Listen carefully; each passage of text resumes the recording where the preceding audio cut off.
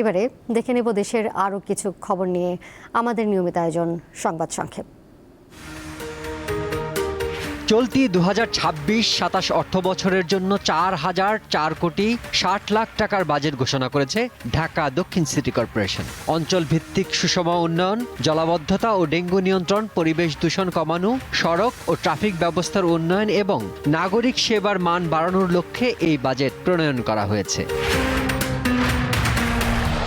অবসরপ্রাপ্ত সশস্ত্র বাহিনীর সদস্যদের জন্য সরকারের এক পদ এক বেতন নীতি বাস্তবায়নের কথা জানিয়েছেন প্রধানমন্ত্রীর প্রতিরক্ষা উপদেষ্টা অবসরপ্রাপ্ত brigadier general doctor AKM Shamsul ইসলাম।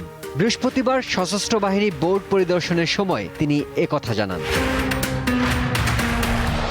শিক্ষণফল প্রত্যাশিত মানে না পৌঁছানোয় পাবনার 9টি উপজেলার 367টি সরকারি প্রাথমিক বিদ্যালয়ের প্রধান শিক্ষক ও সহকারী শিক্ষকদের শোকজ করা হয়েছে। কুড়িগ্রামের ভুরুঙ্গামারীতে আলিম পরীক্ষায় দায়িত্ব অবহেলা করায় এক কেন্দ্র সচিব ও এক ট্যাগ অফিসারকে দায়িত্ব থেকে অব্যাহতি দিয়ে শোকজ করা হয়েছে।